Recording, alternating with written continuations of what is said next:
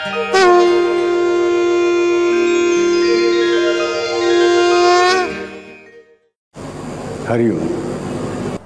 मुखम सौमित्री वत्सला. मुख म्हणजे दर्शन. बघा, तुम्ही सुद्धा जेव्हा म्हणता ना की मला रामाचं दर्शन झालं, मला देवीचं दर्शन झालं, का देवीचं दर्शन व्हायला पाहिजे, म्हणजे तुम्हाला काय दिसलं पाहिजे? चेहरा दिसला पाहिजे ना पहिल्यांदा. आम्हाला चेहरा दिसला नाही तर ओळख कशी पडणार मला सांगा. एक लक्ष्मण होता की जो सीतेचे पाय बघून सीतेला ओळखू शकत होता. आम्हाला कोणी मनुष्य नुसते पाय बघून ओळखू शकू का आम्ही? नाही, चौबळाजवळ करून दाखवलं. आम्हाला माणसाचा चेहरा बघायला पाहिजे. म्हणजे चेहरा बघितल्याशिवाय आम्हाला मूर्तीची, देवाची सुद्धा ओळख पडू शकत नाही. बघा, साधी गोष्ट आहे की एक खूण असते, ज्याच्या हातामध्ये चक्र आहे तो कृष्ण किंवा विष्णू. तो कृष्ण किंवा विष्णू. ज्याच्या हातामध्ये धनुष्य बाण आहे तो राम. ही आमची एक सर्वसाधारण समजूत. परंतु आम्हाला माहीत नाही, कारण माहिती असायला पाहिजे की धनुष्य मूळ शिवाचं आहे, म्हणून त्याला पिनाकपाणी म्हणतात. परशुरामाच्या हातामध्ये पण धनुष्य असू शकतं. एवढंच नव्हे तर आम्ही जी सुंदरकांडाची पोथी वाचतो, किती जण वाचतात मला माहीत नाही, त्यामध्ये चित्र बघितलं तर तो राम विचित्र आहे. बघा, दिसे शंख चक्र बाण, हे तीन दिसणारेच बरोबर तो राम आहे तिकडे. की तो जर राम आम्ही नीट बघत दिसेल की त्या रामाची आयुधं कुठली आहेत, तर शंख चक्र आणि बाण. धनुष्य नाही हातामध्ये, पण शंख आहे, चक्र आहे आणि बाण आहे. मग त्या खुणेवरती आम्ही त्या रामाला ओळखू शकतो का? नाही. म्हणजे आम्हाला चेहऱ्यावर म्हटलं तर राम आणि कृष्ण दोघांचे मुकुट काढले तर फरक काय? आणि एकाला मोरपीस आहे, एकाला मोरपीस नाही. ते मोरपीस असलेला मुकुट काढून ठेवला बाजूला, तर आम्ही राम आणि कृष्ण ओळखणार कसे वेगवेगळे? म्हणजे चेहऱ्यावरनं सुद्धा ओळखणं किती कठीण पडतं. बघा, साधी गोष्ट आहे. तुम्हाला मी चीनमध्ये पाठवलं, पहिल्या दिवशी सगळी माणसं सारखीच दिसतात आपल्याला. आफ्रिकेमध्ये पाठवलं, सगळे तुम्हाला सारखीच दिसणार. आम्हाला यामध्ये फरक कळत नाही. समजा तुम्ही सोडून द्या, माणसं लांबची राहिली. तुम्ही जर हाताच्या गावामध्ये 100 गायी आहेत, 100 गाय म्हणजे कुठली गाय कोणाची ओळखू शकेल का मनुष्य? स्वतःची गाय ओळखू शकेल, पण इतरांची गाय ओळखू नाही शकणार. कारण सगळ्यांचे चेहरे आमच्यामध्ये सारखेच. गाय गायीसारखी दिसते, म्हैस म्हैशीसारखी दिसते. ओळखणार कसं? आम्हाला प्रश्न पडतो. म्हणजे ओळखण्यासाठी काही खुणा लागतं. मी तुम्हाला मागे एकदा उदाहरण दिलं होतं. तेव्हा तुम्हाला सगळ्यांना मी पेनं वाटली, एकाच कंपनीची, एकाच प्रकारची, आणि मी तुमच्या खिशात ठेवली. त्यामुळे सांगितलं आता इथे आणून ठेवा. सगळी पेनं मी एकत्र केली आणि मग सांगितलं की आता तुमचं पेन उचला. आली का प्रॉब्लेम? प्रॉब्लेम आला ना. आम्ही ओळखूच शकणार नाही. मग आम्हाला काय करायला पाहिजे? त्याला काहीतरी खूण करायला पाहिजे. खूण म्हणजे त्याचं स्वरूप जसं नाही तसं. म्हणजे हा जो चेहरा ओळखायला लागतो, तो चेहरा सुद्धा ओळखायचा कसं आम्हाला कळत नाही. आणि सगळ्यात महत्त्वाचं असतं आम्हाला की आम्ही जे धर्माचरण करतो ते धर्माचरण म्हणजे नक्की काय? धर्म म्हणजे काय हे ओळखणं. धर्म म्हणजे काय ओळखणं. आम्हाला प्रश्न विचारला, बाबा हिंदू धर्म म्हणजे नक्की काय? तर आम्हाला सांगता येणार नाही. आम्ही सांगू वेद म्हणजे धर्म. वेद म्हणजे काय आम्हाला माहीत नाही. आम्हाला वाटतं की कुठली तरी मूर्ती घेणं, तिची पूजा करणं म्हणजे धर्म. पण कुठली मूर्ती? कृष्णाच्या मूर्ती हजारो. एक कृष्ण घेतला तरी कुठे तो रणछोडदास आहे, कुठे तो काळ्या कुठ्या रंगाचा आहे, कुठे पांढरा संगमरवरी आहे, कुठे 2 हाताचा आहे, कुठे 4 हाताचा आहे, कुठे मुकुट घालून आहे, कुठे मोरपीस आहे, कुठे राधे बरोबर आहे, तर कुठे गोपिकांत बरोबर आहे, तर कुठे एकटाच आहे, कुठे रखुमाई बरोबर आहे. कुठला आमचा धर्म? आमचा धर्म म्हणजे नक्की अभिषेक हा आमचा धर्म, यज्ञ हा आमचा धर्म, प्रार्थना हा आमचा धर्म. काय आमचा धर्म?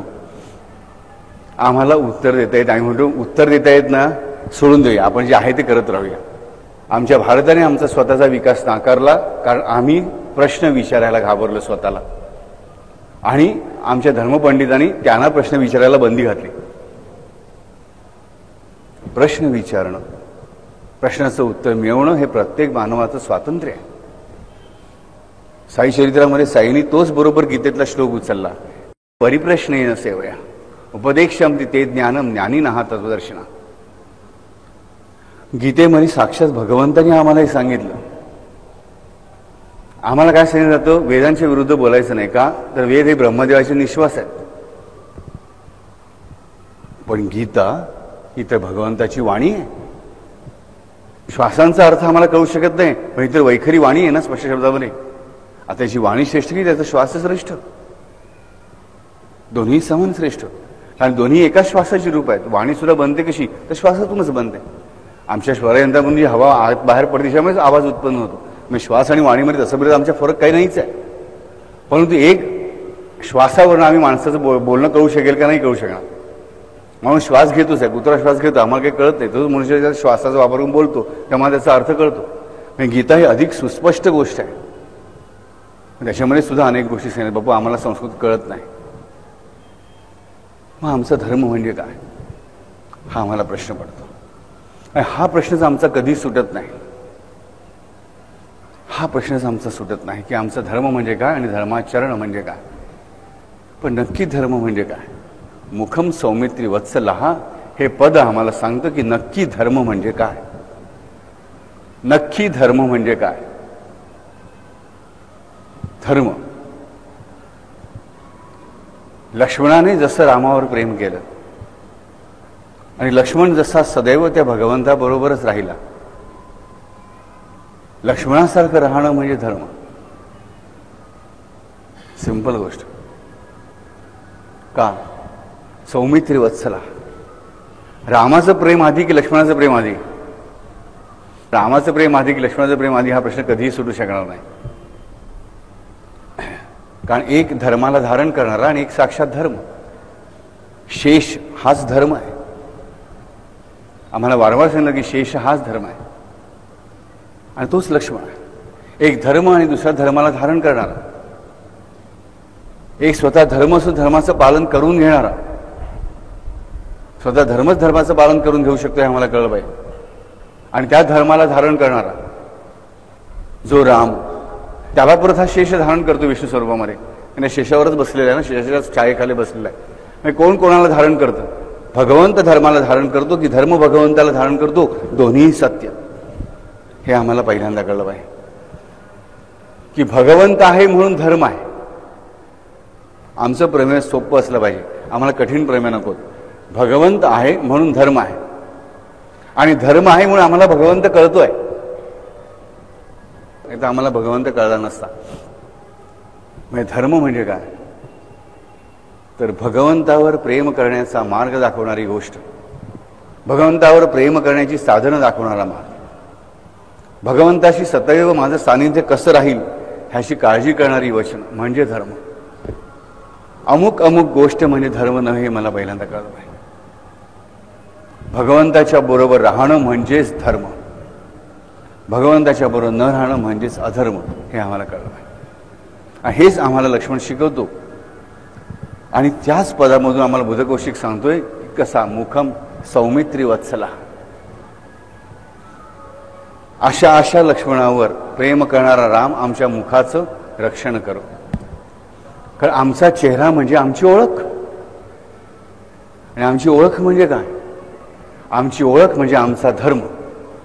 आमची ओळख म्हणजे आमचा धर्म. आमची ओळख म्हणजे आमचा चेहरा. बघा, साधी गोष्ट आहे. तुम्ही संकटात सापडलेले आहात,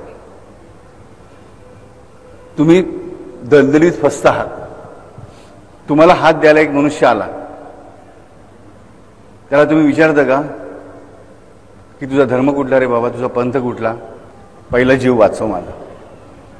समजा तुम्ही दलदलीत बुडतात, बाजूला एक मनुष्य झालं, त्याने तुम्हाला विचारलं, हात देईन पहिला सांग तू माझ्या पंथाचा आहेस की नाहीस. कसं वाटलं तुम्हाला. म्हणजेच इथे आम्हाला कळतं की जिथे जीवाचं रक्षण करण्याची वेळ येते तिकडे या धर्मविर्माचा काही उपयोग नाही. बापू तुम्ही आम्हाला भलतंच शिकवतात. होय, भलतंच शिकवतोय आणि योग्य शिकवतात. धर्माचा उपयोग कुठे, तर दलदलीत पडण्याची वेळ येऊ नयेच. मला असा कठोर प्रसंग येऊच आलाच तर हात देणारा कोणीतरी असावा, म्हणून धर्माची आवश्यकता आहे. ही अत्यंत आवश्यकता आहे. मुखम सौमित्री वत्सला.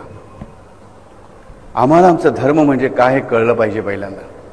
आणि धर्म आम्हाला शिकवतो लक्ष्मण. प्रत्येक ठिकाणी आम्हाला धर्म शिकवतो तो लक्ष्मणच फक्त. लक्ष्मणा एवढं धर्माचं पालन दुसऱ्या कोणीही केलेलं नाही. कारण राम शेवटी कृष्ण आहे, तो पार्शलिटी करतच राहतो. पण पार्शलिटी करताना सुद्धा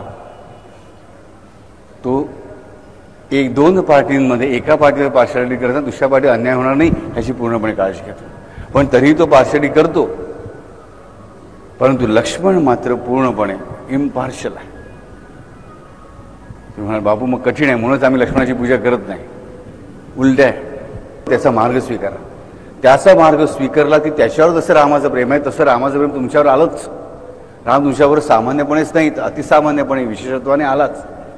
मग आम्हाला बाकीच्या गोष्टींची उरतच नाही काही काळजी. आपोआपच सगळ्या गोष्टी घडतात. आपोआप सगळं काही आपोआप घडणं म्हणजे धर्म. जिथे धर्म पाळला जातो तिथे सगळ्या गोष्टी आपोआप चांगल्याच घडतात. कारण धर्म म्हणजे सहजता. माझ्या बोटाचा धर्म काय? हे बोट असं असं हलवणं हा माझ्या बोटाचा धर्म आहे. माझ्या हाताला फ्रॅक्चर झालं किंवा संधिवात झाला का काही झालं की त्या बोटाची हालचाल थांबली. का थांबली? की त्याचा धर्म गेला म्हणून. धर्म म्हणजे सहजता, म्हणजेच आपोआपपणा. आणि आपोआपपणा म्हणजेच परमेश्वर. परमेश्वर जिथे आहे तिथे सहजता आहे. आम्ही म्हणतो ना आम्हाला परमेश्वराचं पूजन का करायचं असं आम्हाला सगळ्या गोष्टी सहज मिळाव्यात म्हणून. आम्ही परमेश्वराचं पूजन का करतो? तर आमची संकट दूर व्हावीत म्हणून. संकट दूर होणं म्हणजे काय? संकट दूर होणं म्हणजे काय? तर माझ्या सहजतेमध्ये आलेला जो प्रतिबंध आहे तो दूर होणं. माझं काम जे सहजतेने व्हायला पाहिजे ते होत नाहीये म्हणजे माझ्यावर संकट आलं. म्हणजे सहजता म्हणजे धर्म. सहजता म्हणजे आपोआपपणा. आणि आपोआपपणे घडणं, सहजतेने चांगली गोष्ट घडणं म्हणजे परमात्मा. आणि आपोआप वाईट गोष्टी घडणं म्हणजेच परमेश्वराचा अभाव, म्हणजेच धर्माचा अभाव, म्हणजेच सहजतेचा अभाव. आणि ही सहजता लक्ष्मणाकडूनच आम्हाला शिकता येते. धर्म म्हणजे सहजता. ज्याच्यामुळे मला सहजता प्राप्त होते त्या गोष्टीला धर्म म्हणतात. ज्याच्यामुळे माझं आयुष्य सहज होतं म्हणजे डिफिकल्ट होत नाही. डिफिकल्टी आली म्हणजे सहजता गेली. म्हणजे धर्मानेच माझ्या आयुष्यामध्ये सहजता येते. आणि तो धर्म मला शिकवतो तो लक्ष्मण. की लक्ष्मणाच्या जन्मापासून लक्ष्मणाच्या देहविसर्जनापर्यंत प्रत्येक गोष्ट मला फक्त धर्म शिकवते. बघा साधी गोष्ट आहे, अगदी साधी गोष्ट. आम्ही ज्या 3 मूर्ती पुजतो राम लक्ष्मण सीतेच्या, त्यामध्ये लक्ष्मणाची मूर्ती कशी असते? त्याने पण धनुष्यबाणच धारण केलेला आहे. तो वर्णाने गोरा आहे, वर्णाने राम सावळा आहे. वर्णाने राम सावळा आहे, हा वर्णाने गोरा आहे. मूर्तीमध्ये आम्हाला तेवढ्या पितळेच्या वगैरे कळू शकत नाही, पण इतर मूर्तीमध्ये थोडा फरक कळू शकतो. परंतु लक्ष्मणाचं पाऊल आणि रामाचं पाऊल एकाच पातळीवरती आहे सीतेच्या बरोबरीने. त्याच पातळीवर तो उभा आहे. रामाच्याकडे तोंड करून उभा नाहीये. रामाच्याकडे तोंड करून उभा नाहीये, रामाच्या बाजूला उभा आहे. ज्याप्रमाणे सीता त्याच्या बाजूला उभी आहे त्याचप्रमाणे तो रामाच्या बाजूला उभा आहे. म्हणजे बापू म्हणजे आम्ही देवाच्या बरोबर जाऊन उभं राहायचं का? होय. ह्याचा अर्थ देवाची करून पूजा करून घेण्यासाठी नाही, देवासारखी पूजा करून घेण्यासाठी नाही. तर आम्हाला नेहमी एक गोष्ट सांगितली जाते की रामाचं दर्शन घेतलं की त्याच्या आपोआप त्याच्याबरोबर आम्हाला प्रत्येक वानराचं दर्शन होतंच. कारण रामाच्या पाठीमागे सदैव रामाची वानरसेना उभी असते. ती पण रामाच्या पाठीमागेच उभी आहे, रामाकडे तोंड करून उभी नाहीये. मग रामाकडे तोंड करून उभा कोण आहे? फक्त एकच, हनुमंत. देवाच्या समोर उभा राहतो तो 2च कारणाने, एक तर रावण बनून किंवा हनुमंत बनून. आणि दोघेही कोण आहेत? रुद्र आहेत. भीमरूपी महारुद्र म्हणजे हा तर महारुद्र आहे. आणि रावण म्हणजे पण रडविणारा. रुद्र शब्दाचा अर्थ पण रडविणारा. पण रावण म्हणजे आल्यावर रडविणारा, तर रुद्र म्हणजे जाताना रडविणारा. म्हणून तो महाप्राण आहे. तो प्राण गेल्यानंतर रडू येतं बाकी जसं. म्हणजे आम्हाला कळलं पाहिजे की भगवंताच्या समोर 2च जण उभे राहू शकतात, रावण किंवा रुद्र म्हणजे हनुमंत. आम्ही कोण आहोत? आम्ही हनुमंत निश्चित नाही. मग आम्ही देवाच्या पुढे उभे राहतो, ह्याचा अर्थ आम्ही कोण आहोत? प्रश्न स्वतःला विचारा, ह्याचा अर्थ आम्ही कोण आहे? उत्तर इथे सुद्धा द्यायला आम्ही घाबरू. म्हणून आम्हाला करायला पाहिजे लक्ष्मणाची पाठ राखण. जशी ज्या वानर सैन्याने केली. आणि हनुमंत त्यांच्या समोर उभा नाहीये. हनुमंत त्यांच्या समोर उभा नाहीये, हनुमंत रामासमोर उभा आहे असं आम्हाला वाटतं. पण तीच चुकीची गोष्ट आहे. हनुमंत उभा आहे तो वानर सैन्याच्या समोर उभा आहे, कारण तो सेनानायक आहे. तो जसं आचरण करतो तसं आचरण सगळे वानर करतात. हनुमंत जसं आचरण करतो तसं आचरण सगळे वानर सैनिक करतात. राम राजा आहे, त्याच्या मागे त्याचं सैन्य आहे आणि सेनानायक त्यांच्या समोर उभा आहे त्यांना शिकवण्यासाठी. बघा आम्ही कवायत करतो साधी, ते कवायत करून घेणार आहे तो आमच्या समोर चेहरा करून उभा राहिलेला असतो, तेव्हा आम्हाला अधिक चांगली कवायत करता येते. आम्हाला जी कवायत करायची आहे ती कवायत शिकवणारा कोण आहे तर तो हनुमंत आहे. म्हणून तो कोणाला फेसिंग उभा आहे, कोणाला फेसिंग उभा आहे, कोणाकडे मुख करून उभा आहे तर वानरांकडे मुख करून उभा आहे. म्हणजे जे रामाच्या पाठीमागे उभे आहेत त्यांच्या समोर तो उभा आहे. त्यांना मार्ग दाखवण्यासाठी कोणाचा, ज्यांना राम पाठमोरा आहे तो, त्यांच्यासाठी. लक्षात घ्या, दोन्ही गोष्टी तेवढ्याच सत्य की आम्ही रामाच्या पाठीमागे उभे आहोत. आम्ही रामाकडे पाठ केलेली नाहीये, राम आम्हाला विमुख झालेला नाहीये, तर आम्ही रामाच्या पाठून चालतो. आणि ते चालण्यासाठी, त्याचं सैनिक बनण्यासाठी जे शिक्षण द्यायचं ते शिक्षण घेण्यासाठी हा हनुमंत रामाच्या समोर उभा आहे.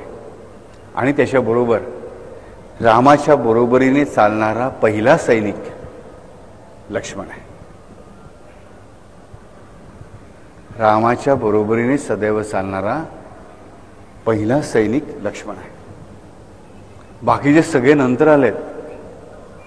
पहिल्यापासून रामाच्या बरोबर चालणारा फक्त एकमेव लक्ष्मण आहे. आणि म्हणून तो रामाच्या बरोबरीने त्याच पातळीवरती उभा आहे आम्हाला कळलं पाहिजे. आणि तोच लक्ष्मणाचा धर्म मग हनुमंताने सर्व वानरांना शिकवला. आमचाही तोच धर्म असला पाहिजे. ज्या ग्रंथाच्या दुसऱ्या खंडाची आम्ही वाट बघतो त्यामध्ये आम्हाला हेच शिकवलं जाणार आहे की हे सगळं रहस्य कसं आहे,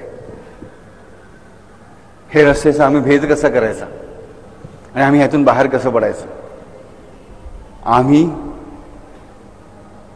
रामाच्या सैन्यामध्ये प्रवेश कसा करायचा, प्रवेश केल्यानंतर आम्ही काय करायचं आणि त्यानंतर हे रामराज्य कसं स्थापन करून घ्यायचं, हे सगळं ज्याच्यामध्ये सांगितलेलं आहे तो खंड म्हणजे प्रेमप्रवास. तो प्रेमप्रवास म्हणजेच मर्यादा मार्ग. आणि त्या मर्यादा मार्ग पालनाचं फल म्हणजेच रामराज्याची स्थापना माझ्या स्वतःमध्ये आणि विश्वामध्ये. रामराज्य हाच धर्म. रामराज्याचं वर्णन काय आम्ही ऐकतो की रामराज्यामध्ये अधर्मी कशी एकही गोष्ट घडत नाही, रामराज्यामध्ये कोणी चुकीचा वागत नाही, रामराज्यामध्ये कोणालाही दुःख नाही. दुःख नाही याचा अर्थ सहजता आहे, दुःख नाही याचा अर्थच आनंद आहे. तिथे कोणाला रोग नाही, आधी नाही, व्याधी नाही, पीडा नाही, काही नाही. कारण का तर रामराज्य आहे म्हणून, रामराजा आहे म्हणून, धर्मस्थापना झालेली आहे म्हणून. धर्मसंस्थापनार्थाय संभवामी युगे युगे. ह्या धर्माची स्थापना करण्यासाठी तो येतो. हा जो लक्ष्मण आहे तोच धर्म आहे, तोच धर्माला धारण करणार आहे आणि तोच रामाच्या बरोबर सदैव असणार आहे. हे आम्हाला कळलं की आम्हाला कळतं की आमचा धर्म म्हणजे नक्की काय, आमचा पंथ कुठलाही असेल, आम्ही त्याला जे काय म्हणायचं ते म्हणू, पण आमचा मूळ धर्म तो जो एकमेव आहे त्याच्याबरोबर असण्यामध्येच आहे. हे आम्हाला पहिल्यांदा कळलं पाहिजे. आणि हे जाणणं म्हणजे धर्म जाणणं. आणि त्याला अनुसरून मग प्रत्येक माझ्या जीवनाची गोष्ट घडणं म्हणजेच माझ्याकडे होणारं धर्माचं पालन. धर्म आमच्या साडी नेसण्यामध्ये आहे नाही आहे, हिरव्या बांगड्या घालण्यामध्ये आहे की कुंकू लावण्यामध्ये आहे नाही आहे, धोतर आणि सोवळं नेसण्यामध्ये नाही आहे, गंध उभं लावायचं की आडवं लावायचं ह्याच्यामध्ये नाही आहे, त्रिपुंड्रू काढायचा की उभं गंधक लावायचं ह्याच्यामध्ये नाही आहे, घंटा वाजवायची की नाही ह्याच्यामध्ये नाही आहे. हे आम्हाला पहिल्यांदा कळलं पाहिजे. ह्या गोष्टी सगळ्या फक्त 1% मोडतात. बाकीचा 99% फक्त भगवंताबरोबर असणारं माझं साहचर्य हाच धर्म आहे. आम्हाला कळलं पाहिजे. साई चरित्रामध्ये आम्हाला हेमाडपंत वारंवार सांगतात, वारंवार आम्हाला हेमाडपंत सांगतात की सोडून या लाख चतुराई, सोडून या लाख चतुराई, स्मरा निरंतर साई साई, बेडा पार होईल पाही, संदेह काही न धरावा. सोडून या लाख चतुराई, म्हणजे चतुराईचा अर्थ पण साईचरित्रामध्ये दिलेला आहे. सोडून या लाख चतुराई, स्मरा निरंतर साई साई, बेडा पार होईल पाही, संदेह काही न धरावा. प्रत्येक पातळीवरही तुमचा बेडा पार होईल, मात्र सोडून या लाख चतुराई. लाख चतुराई, आम्ही या लाख चतुराई करत राहतो. त्याशिवाय निरंतर साई साई स्मरत, म्हणजे परमेश्वर जे नाम मला आवडतं ते नाम स्मरत स्मरत, आठवत आठवत तुम्ही माझं जीवन जगत राहिलो तर माझा बेडा पार होणारच आहे. मी कुठल्या संकटात फसणारच नाही आहे, कुठल्याही पातळीवरच्या, हे मला कळलं आहे. श्रीकृष्ण भगवंत स्वतः आम्हाला परत गीतेमध्ये सांगतो, सर्वधर्मान परित्यज्य मामेकम शरणं व्रज, अहम त्वाम सर्व पापेभ्यो मोक्षयिष्यामि मा शुचा. की सर्व धर्मांना सोडून तू फक्त मला एकट्याला शरण ये, सर्व पापांपासून तुझी मुक्तता करून मी तुला पूर्णपणे शुद्ध करून माझा स्वतःचा करून ठेव. काय पाहिजे आम्हाला? हे एवढंच सगळं सांगितलेलं आहे, ते त्याला आम्ही धर्म मानत नाही. धर्माच्या विविध पातळ्या असतात. माहिती नाही की आमच्या भारताने विकासवाद रोखला, आम्ही आमच्या घरामध्ये पण विकासवाद रोखतो. प्रत्येक गोष्ट साचेबंदपणे आम्ही करायला बघतो. तीच गोष्ट तशीच्या तशी करण्यामध्ये आम्हाला एक सिक्युरिटीचं फिलिंग असतं, सुरक्षिततेची भावना असते. आम्हाला नवीन काय करायचं म्हटलं की आम्हाला भीती वाटते. ही जी भीती आहे, ही सुरक्षिततेची भावना आमच्याकडे नसल्यामुळे. आणि सुरक्षिततेची भावना कधी असते माझ्याकडे? जेव्हा माझ्यामध्ये कॉन्फिडन्स असतो, तेव्हा परमेश्वर माझ्याकडे असतो, तेव्हाच मला सुरक्षिततेची भावना असते. परमेश्वर माझ्यावर नसला की माझ्याकडे सुरक्षिततेची भावना नाही, हे मला कळलं पाहिजे. त्यामुळे घरामध्ये सुद्धा लहान सहान गोष्टी बदलताना आम्हाला खूप भीती वाटते. मग साधी गोष्ट असतं. आता मी तुम्हाला अगदी माझ्या घरातलं उदाहरण देतो की माझा मुलगा पोरस 12वीला बसला, 10वीला सुंदर मार्क मिळाले ICSEला, 11वीला अत्यंत सुंदर मार्क मिळाले. त्याला मेडिकलला जायचं होतं, निर्णय ठरलेला. त्याला मॅथमॅटिक्समध्ये अत्यंत सुंदर मार्क मिळत असतो, पण मेडिकलला जायचं म्हटलं तर मॅथमॅटिक्सची काही मार्कांची धरलेच जात नाही. PCB म्हणजे फिजिक्स केमिस्ट्री बायोलॉजीचे मार्क धरले जातात. म्हणजे मला बाबा मला गणितामध्ये अभ्यास करायला जास्त वेळ द्यायला पाहिजे, गणिताला मॅथमॅटिक्सला जास्त वेळ द्यायला पाहिजे. असा कुठला विषय आपण शोधूया की जो विषय मॅथमॅटिक्सचा ऑल्टरनेटिव्ह म्हणून मिळेल आणि मग मला तेवढा वेळ द्यायची जरूर पडणार नाही. म्हटलं शोध, सापडेल. आणि सापडलं. सायकोलॉजी विषय सापडला की जो मॅथमॅटिक्सला ऑल्टरनेटिव्ह म्हणून घेता येतो. गणिताचा अभ्यास दररोज 3 तास करावा लागायचा, सायकोलॉजीचा अभ्यास आठवड्यातून 3 तास करून बाजार होतो, कारण त्या विषयात फक्त पासच व्हायचं होतं. पण गणितात फक्त पास होण्यासाठी 3 तास द्यावे लागत होते, सायकोलॉजीमध्ये पास व्हायचे आठवड्याला 3 तास द्यावे लागत होते. त्याला PCBचा अभ्यास करायला खूप चांगली गोष्ट पडली. त्यामुळे 12वीमध्ये त्याने 95% मार्क सहजपणे काढले PCBमध्ये. त्याचा मार्क त्याने मोकळा करून घेतला. पण हे करायला तो घाबरला नाही. सिक्युरिटीची फिलिंग त्याने धरली असेल, मग लोक घेतात तसं आम्ही मॅथमॅटिक्स घेतलं तर बरं पडेल. पण उलट सायकोलॉजी मला मेडिकलला जास्त फायदा यायचा हा निश्चय त्याने केला. आम्ही आमचा विकासाला स्वतःच विरोध कसे करतो? तर जे इतर लोक करतात तेच करत राहायचं, माझ्या स्वतःसाठी अधिक चांगलं काय ह्याचा विचार करण्याचं स्वातंत्र्य आम्ही स्वतःला घेत नाही आणि तिकडे आम्हाला जखडून घेतो. साधी गोष्ट होती बघा की 5वारी साडी नेसून पळणं हे स्त्रीला खूप कठीण असतं. पण तरी देखील आत्तापासून नोकरी करणाऱ्या स्त्रिया 5वारी साडी सोडून पंजाबी ड्रेसमध्ये यायला तयार नव्हत्या. गेल्या 20 वर्षांनी बघतोय त्याने ड्रेस बदलला. पंजाबी ड्रेस पण भारतीय ड्रेस होता, म्हणून ते अगदी शर्ट पॅन्ट घालायचं काही वाईट नाही. त्याच्यामुळे देवाला पूजेला बसायचं म्हटलं की आम्हाला साडी नेसली चांगली गोष्ट आहे, पण साडी नसली तर काही देव शाप देत नाही आम्हाला कळलं पाहिजे. पण आम्ही सोय म्हणून ट्रेनमधून पळताना, ट्रेनच्या मागे पळताना, बसच्या मागे पळताना स्त्रीला पंजाबी ड्रेस घालणं अधिक सोयीस्कर आहे हा निर्णय यायला 3 पिढ्यांच्या नोकऱ्या कराव्या लागल्या. आणि तो तशी साडी बांधून पदर खोचून कसं बसं धावत पळत त्या परिस्थितीमध्ये त्या स्त्रिया गाड्या पकडायला. 9वारीमधून 5वारीमध्ये यायला त्या काळातल्या स्त्रियांना जो लढा द्यावा लागला, तोच लढा परत स्त्रीला 5वारीतून पंजाबी ड्रेसमध्ये येताना लागला. पण आम्ही ह्या गोष्टीमध्ये सुद्धा सिक्युरिटी फील करते, कारण आम्हाला धर्म म्हणजे नक्की काय माहीत नसतं. आम्हाला वाटतं की साडी 9वारी म्हणजेच धर्म, किंवा आता 5वारी साडी म्हणजेच धर्म. पण आम्ही जर बघितलं की अगदी जुन्या काळामध्ये चित्र आम्ही बघितलं, 9वारी साडी दिसतच नाही आहेत. स्त्रियांचे ड्रेस म्हणी किंवा स्त्रियांचे ऋषीस्त्रियांचे पूर्ण वेगळेच आहेत. म्हणजे त्यामध्ये काहीतरी प्रगती झालीच. आम्ही आमच्या जीवनामध्ये प्रश्न विचारण्याला स्वतःला नाही म्हणतो आणि म्हणून आमचा विकास होत नाही. आणि विकास हाच मानवाचा धर्म आहे. सर्वांगीण विकास हाच मानवाचा मूळ धर्म आहे. प्राणी योनी स्वतःचा विकास करून घेऊ शकत नाही, तर मानव एकटा स्वतःचा विकास करून घेऊ शकतो. आणि ह्या विकासाची मूलतत्व आम्हाला शिकवतो तो सौमित्री वत्सल राम. लक्ष्मणावर प्रेम करणारा रामच आम्हाला विकासाची सर्व तत्व शिकवतो. लक्ष्मणावर प्रेम करत करत, त्या सौमित्रावर प्रेम करत करत हा आम्हाला शिकवतो की स्वतःचा विकास कसा करून घ्यावा. पतंजली महामुनी आणि पाणिनी, पतंजली आणि पाणिनी, एक वाणीचा शास्त्रज्ञ तर एक श्वासाचा शास्त्रज्ञ, एक योग ग्रंथ लिहिणारा तर एक व्याकरण ग्रंथ लिहिणारा. वाणी आणि श्वास एकाच क्रियेची रूप, त्यांचा विकास, त्यांचं शास्त्र मानवाला समजावून सांगणारे दोघंही त्या शेषाचेच अवतार. ह्या दोघांच्या गतीनेच मनुष्य आपली प्रगती करतो. स्वतःची वाणी आणि स्वतःची प्राण, प्राण आणि वाणी या दोघांच्या सहाय्यानेच मनुष्याचा प्रत्येक विकास होऊ शकतो. ह्या मूलभूत क्रिया समजावून सांगून विकासवाद सांगणारा हा लक्ष्मणच, हा शेषच. आणि हे सगळं रामायणामधून हा राम आम्हाला घडवून आणताना दिसतो.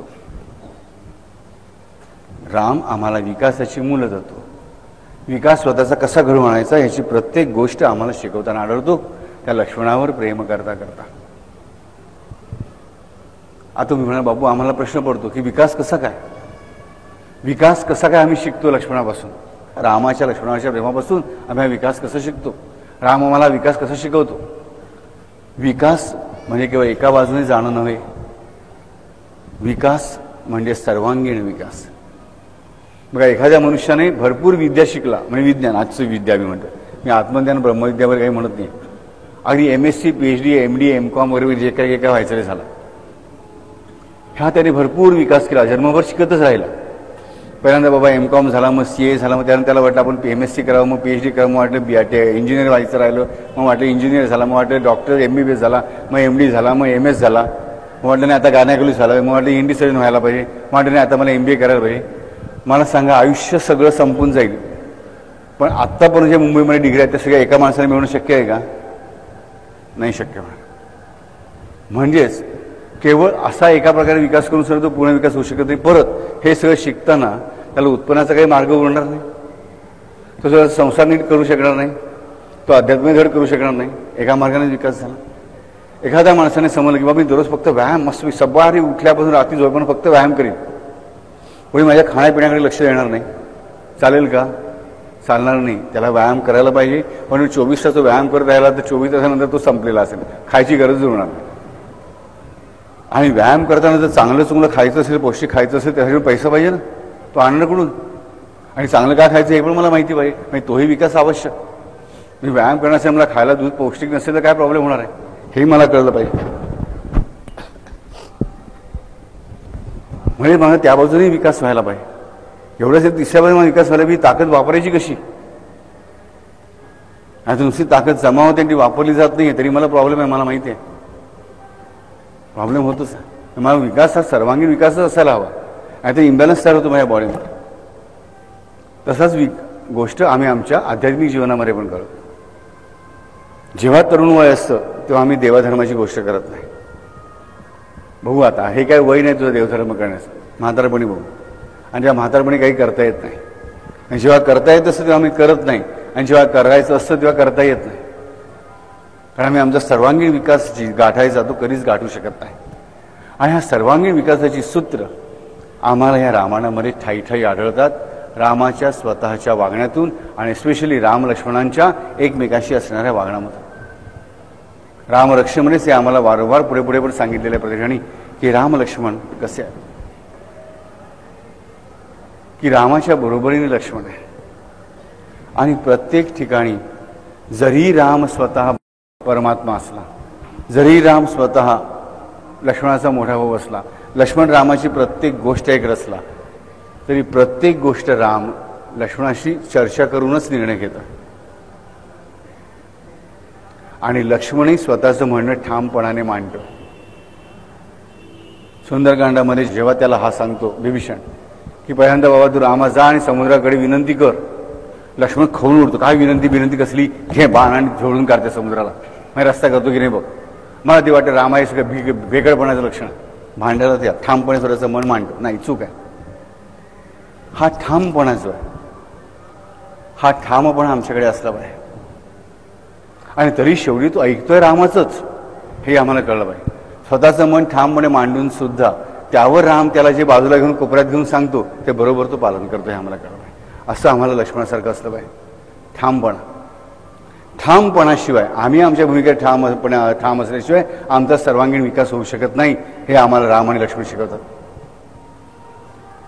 की आमची स्वतःची जी पवित्र भूमिका आहे, जी पवित्र भूमिका आम्हाला भगवंताने सांगली त्याच्यावर आम्हाला ठाम राहिलं पाहिजे. ठाम निश्चय की सत्य, प्रेम आणि आनंद हाच माझा मार्ग आहे. भरे माझ्याकडे आज सत्य नसेल, प्रेम नसेल, आनंदी नसेल, पण हाच मार्ग सत्य आहे, हाच मार्ग खरा आहे, हाच मार्ग माझ्या भल्याचा आहे, हा माझा ठाम निश्चय असला पाहिजे. आणि मग मला रामाचा प्रत्येक शब्द जसा लक्ष्मण ऐकतो तसा ऐकायला पाहिजे.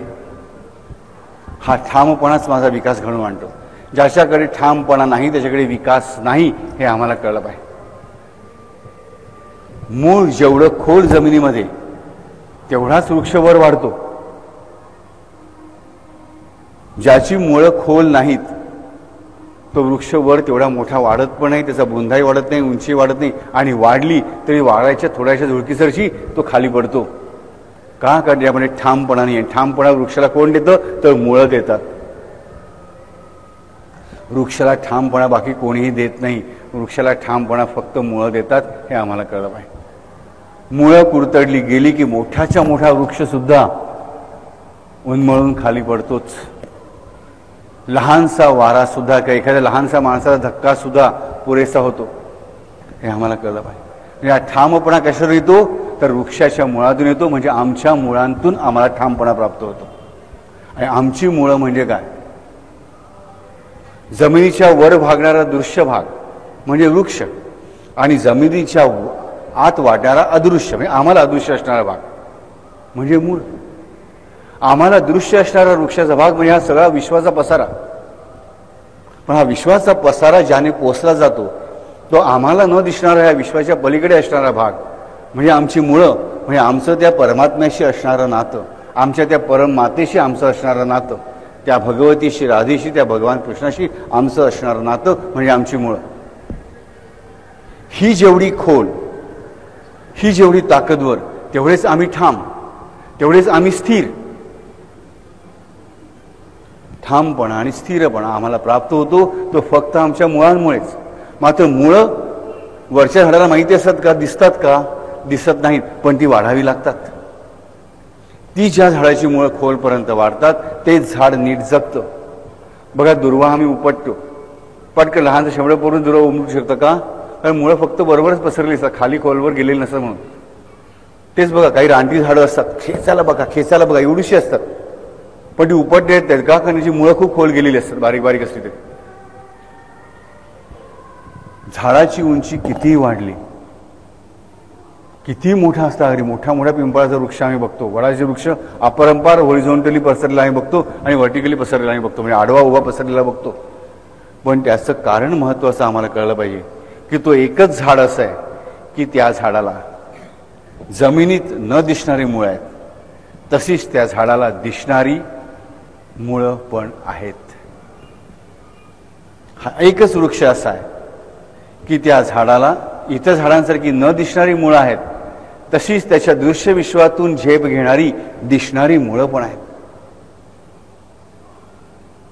आणि ही दिसणारी मुळं म्हणजेच भगवंताचं सगुण साकार स्वरूप, आणि न दिसणारी मुळं म्हणजेच भगवंताचं निर्गुण निराकार स्वरूप. ज्या पारंब्या त्या जमिनीला भिडेपर्यंत त्या पारंब्या आहेत, जमिनीत त्या गेल्या की तिथून मुळं फुटायला सुरुवात झाली, आणि ते जे मूळ आहे त्याचं काय झालं? खोड झालं.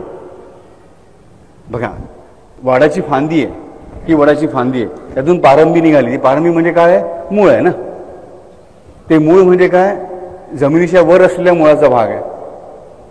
पण तो ज्या क्षणी जमिनीला जाऊन भिडला त्याच्या खाली मुळात म्हणून त्याचा प्रवास सुरू झाला आणि वरचं जे प्रारंभी युतीचा काय झाला, वृक्ष झाला. म्हणजेच आम्हाला कळेल की सगुण साकार आणि निर्गुण निराकार म्हणजे काही वेगळी गोष्ट नाही. तर वडाच्या झाडाच्या जमिनीखाली असणारी मुळं म्हणजे आम्हाला न दिसणारा म्हणजे न समजणारा निर्गुण निराकार परमात्मा, आणि त्या वडाच्या फांदीपासून जमिनीपर्यंत जाणारी मुळं की जी पुढे खोडाचं रूपांतर होतात, ते म्हणजे सगुण साकार विश्वरूपाने प्रगटणारा हा परमात्मा म्हणजे परमात्म्याचं सगुण साकार स्वरूप. इतका सोपा आहे धर्म, इतका सोपा आहे शब्द. म्हणून आम्ही मानतो की वडाचं झाड हे लक्ष्मणाचं प्रतीक मानलेलं आहे, शेषाचं प्रतीक मानलेलं आहे. आम्हाला सांगितलं की शेषाला जशी हजारो तोंडे आहेत, की वडाच्या झाडाला हजारो तोंडे असतात म्हणून वडाला आम्ही शेष मानतो नाही.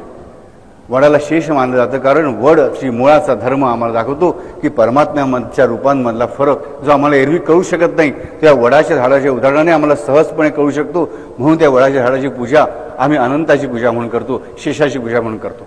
आम्हाला वाटते वडाच्या झाडाला अनंत का म्हणतात, तर तो अनंत वाढत जातो म्हणून.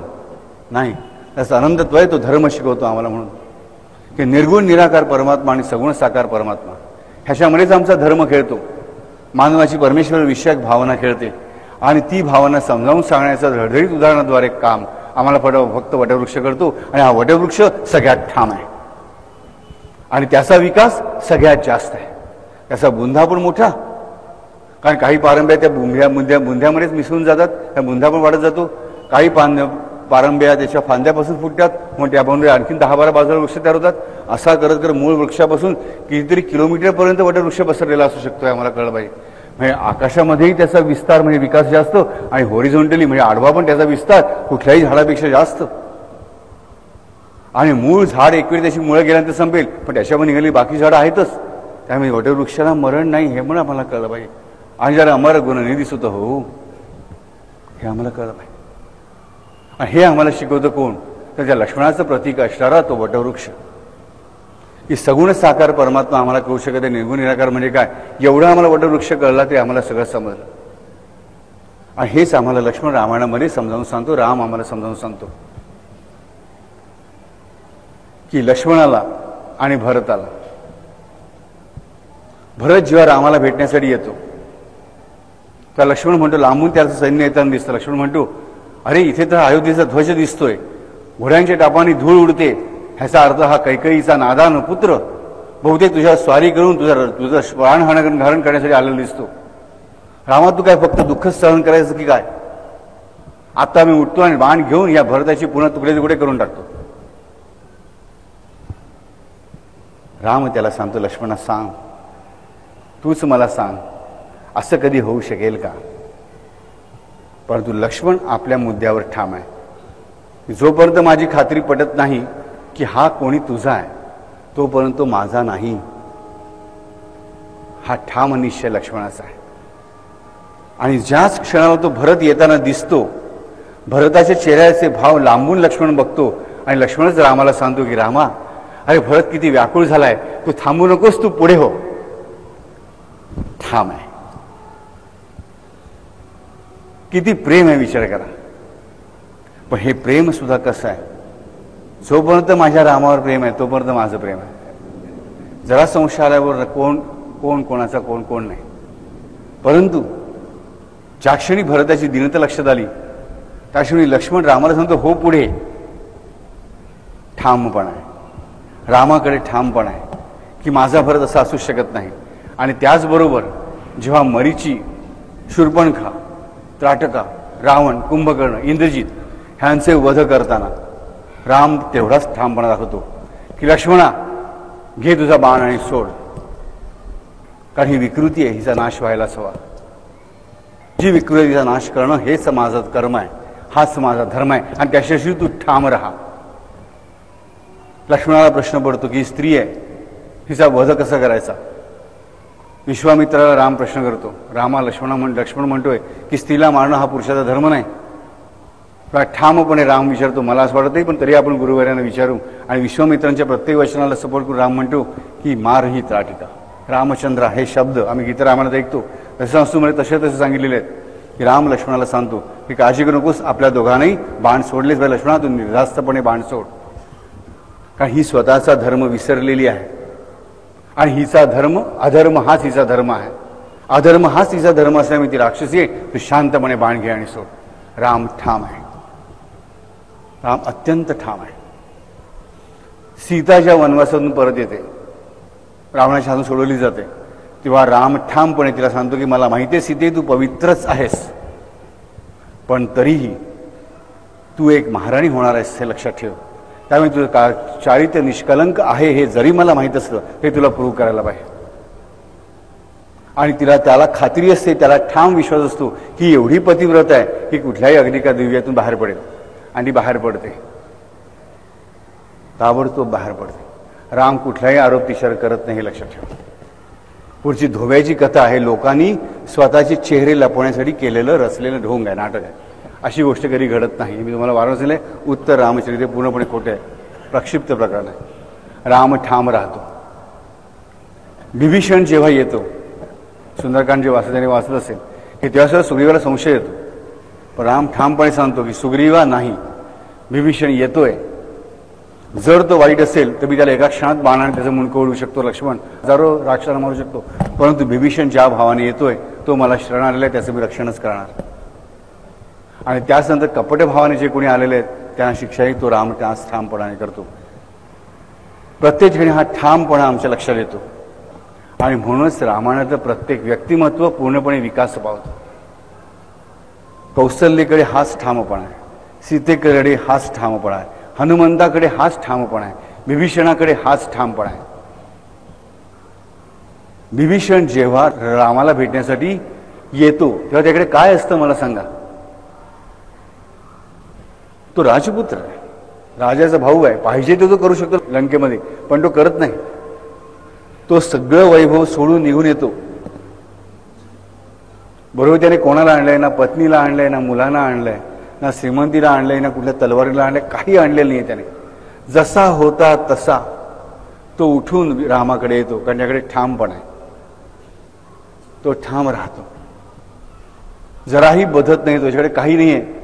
काय खात्री गॅरंटी होती त्याला मला सांगा. कारण शत्रू पक्षाला जाऊन भेटायचं आहे. ज्या दोन राजांची लढाई चालू आहे त्याला एका राजाचा भाऊ जातो आणि त्या राजाबद्दल आधी काही माहिती नाही आहे, कधी भेटलेलं नाही आहेत, पण ठाम विश्वास आहे, तो जातोच. म्हणून त्याचा उत्तुंग विकास होतो. तुमरो मंत्र विभीषण माना, लंकेश्वर भय सब जुग जाना. सगळं जग जाणतो तो. हा ठामपणा त्याच्याकडे आहे, म्हणून त्याचा विकास होतो. आणि हा ठामपणा देतो तो लक्ष्मण. रामायणामध्ये आमचं लक्ष देईल की प्रत्येक पात्राला ठामपणा पुरवण्याचं काम फक्त लक्ष्मणाने केलेलं आहे. कौशल्या जेव्हा रडायला लागते तेव्हा तिचं सांत्वन हा लक्ष्मणच करतो. सीता जिकडे जिकडे दुबळी पडते तिकडे पण लक्ष्मण ठामपणा तिला देतोच. एवढंच नव्हे तर रामाच्या निश्चयालाही ठामपणा देण्याचं काम लक्ष्मणच करतो. म्हणजे आम्हाला कळेल की ठामपणा म्हणजे पूर्ण आत्मविश्वास हाच धर्म. ज्याच्याकडे आत्मविश्वास नाही त्याने किती मोठ्या मोठ्या धर्माच्या गप्पा मारल्या की त्याच्या अजून धर्म कधी घडू शकत नाही. 40 गुंडे एकत्र येतात आणि एका माणसावर हल्ला करतात, तो त्यांचा आत्मविश्वास नाही आहे, त्यांचं शौर्य नाही आहे, हे आम्हाला कळलं पाहिजे. कारण ज्याच्या हातात बंदूक आहे तो बंदुकीच्या गोळ्या घालेल तर ते शौर्य नाही आहे, ते क्रौर्य आहे. तो ठामपणा नाही आहे, तो आत्मविश्वास नाही, पण त्यांच्याकडे आत्मविश्वास नाही आहे, आम्हाला कळलं पाहिजे. तर एकाकी अत्यंत लहान तरुण वयाची, लहानसं 6 महिन्याचं बालक असलेली एवढ्या मोठ्या प्रचंड इंग्रज सैन्याशी लढणारी लक्ष्मीबाई ही शौर्याचं प्रतीक आहे. ती ठाम आहे स्वतःच्या निर्णयाशी, मला कळलं पाहिजे. 8-9 वर्षाच्या शिवाजीला घेऊन बेंगलोरवरून पुण्यासारख्या उजाड मुलखात येऊन राहणारी जिजाबाई एकटी पतीशिवाय आलेली आहे. ती ठाम आहे, ती शूर आहे. कसले शस्त्र नसताना, कसली अस्त्र नसताना, कसले सैन्य नसताना त्या लढाईला सुरुवात करणारा तो शिवाजी, तोरणा जिंकणारा तो शिवाजी आणि त्याच्याबरोबरचे मुठभर 16 मावळे हे ठाम आहेत, हे शूर आहेत, हे आम्हाला कळलं पाहिजे. कुठे एका बाजूला त्या दिल्लीच्या बादशाहाची अफाट सेना आणि अफाट ताकद, आणि एका बाजूला एक लहानशी जहागिरी सांभाळणाऱ्याचा लहानसा मुलगा 16 वर्षाचा मुलगा, 16 मित्र असलेला मुलगा, की ज्यांची कोणाची वय 20पेक्षा जास्त नाही आहे. हा ठामपणा आहे, हा शौर्य आहे, हा आत्मविश्वास आहे. त्यामुळे धर्म आम्हाला काय देतो तर आत्मविश्वास, आणि आत्मविश्वास आम्हाला काय देतो तर धर्म, हे आम्हाला कळलं पाहिजे. आमची मुळं म्हणजे काय तर आमचा आत्मविश्वास. आत्मविश्वास म्हणजे आत्म्यावरचा विश्वास, स्वतःवरचा विश्वास नव्हे. आत्मविश्वासाची खरी व्याख्या लक्षात घ्या की माझा ठाम विश्वास माझ्या भगवंतावर असला पाहिजे. कॉन्फिडन्स ही वेगळी गोष्ट आहे. तो कॉन्फिडन्स कधी येतो जेव्हा माझा भगवंतावर पूर्ण विश्वास असतो तेव्हाच. हे लक्षात घ्या, लक्षात घ्या. आणि ह्याच्यासाठी त्या वडाच्या वृक्षाचं उदाहरण परत माझ्या लक्षात आलं पाहिजे की खाली जाणारी मुळं मला दिसत नाहीत. माझं माझ्या परमेश्वराशी नातं कसं आहे मला कळत नाही, पण जी मी भक्ती करतो, जे मी भगवंताचं सगुण रूप बघतो, जी भगवंताची मूर्ती मी बघतो, जो साई चरित्र ग्रंथ मी वाचतो, जो मी भागवत ग्रंथ वाचतो, मी माझ्या भगवंताचं गुणवर्णन वाचतो, ऐकतो, ते भगवंताचं सगुण साकार रूप माझ्यासाठी ह्या माझ्या पारंब्या आहेत. की त्याच पारंब्या वाढत गेल्या, हे माझी सगुण साकार भक्ती वाढत गेली की तीच त्या परमेश्वरापर्यंत पोहोचणारी निर्गुण निराकार भक्ती स्वरूप धारण करते आणि माझा आत्मविश्वास वाढतो, माझ्या मुळांचा विकास होतो. हे आम्हाला कळलं पाहिजे. हाच आमचा धर्म. आणि लक्ष्मणाचा धर्मच म्हणजे आत्मविश्वास आहे. रामावरचा संपूर्ण विश्वास म्हणतो एक क्षणही थांबत नाही. राम वनवासाला निघाला, मी निघालोच. मागे पत्नी आहे, आई आहे, काही नाही काही विचार नाही, निघालोच, तुझ्या बरोबरच राहील. हा ठामपणा त्याच्याकडे आहे, हा आत्मविश्वास त्याच्याकडे आहे. आणि सगुण साकार निराकार निर्गुण हा पण खेळ तो आम्हाला भरताच्या साहाय्याने घेऊन दाखवतो. की भरत पादुका घेऊन जातो आणि ही कल्पना कोण त्याला सांगतो तर लक्ष्मण त्याला सांगतो की भरता, ह्या विश्वामध्ये पहिलं पादुका पूजन भरताने केलं, पण हे करायला लावलं कोणी तर लक्ष्मणाने. की भरता, तुला प्रश्न आहे ना, गादीवर कोणी बसायचं, गादी रिकामी ठेवता येणार नाही, ह्या धर्मवैशन आहे, मग गादीवर ह्या रामाच्या पादुका ठेव. रामाच्या पादुका आणि राम वेगळे नाहीत. इथे प्रत्यक्ष राम लक्ष्मणाबरोबर आहे आणि ज्या भरताबरोबर ज्या पादुका आहेत त्या पादुका म्हणजे पण तो रामच आहे. एक प्रतीक आहे, एक अस्तित्व आहे, पण दोन्ही गोष्टी तेवढ्याच सत्य आहेत हे ठामपणे लक्ष्मण मांडतात. म्हणजे तुझ्याकडे कर्तेपणा घेऊ नकोस भरता, भरताला तुझ्याकडे कर्तेपणा नको आहेत, राम करता, ही भावना लक्ष्मण भरताच्या मनामध्ये ठामपणे रुजवतो. पारंब्यांचा आणि मुळांचा खेळ लक्ष्मण भरताला शिकवतो आणि भरत सगळ्या जगाला शिकवतो. आम्ही आमच्या जीवनामध्ये हा लक्ष्मण आणि भरत आणायला हवेत, तर आम्हाला धर्म कळेल. मुखम सौमित्री वाचला. आमचं मुख म्हणजे आमची ओळख, म्हणजे आमचा धर्म, म्हणजे आमचा कॉन्फिडन्स, आमचा आत्मविश्वास. आमची खरी ओळख जगाला कधी पडेल जेव्हा आमच्याकडे आत्मविश्वास असेल तेव्हाच. कारण आत्मविश्वास असल्याशिवाय तुमच्यातून कुठलेही कार्य घडू शकत नाही. आणि जोपर्यंत माझ्यातून सफल कार्य घडत नाही तोपर्यंत जगाला माझी खरी ओळख होऊ शकत नाही आणि मला जगाची खरी ओळख होऊ शकत नाही. आत्मविश्वासाशिवाय कुठलीही गोष्ट घडू शकत नाही. अगदी साध्यातली साधी गोष्ट सुद्धा आत्मविश्वासाशी होऊ शकत नाही. आणि आत्मविश्वास वाढतो कधी जेव्हा माझा त्या आत्म्यावरचा म्हणजे परमात्म्यावरचा विश्वास वाढतो तेव्हाच. आणि हे मला फक्त लक्ष्मण शिकवतो. लक्ष्मणाचा कॉन्फिडन्स कधीही ढळलेला आम्हाला आढळत नाही, कुठल्याही परिस्थितीत नाही. मुखम सौमित्री वत्सला.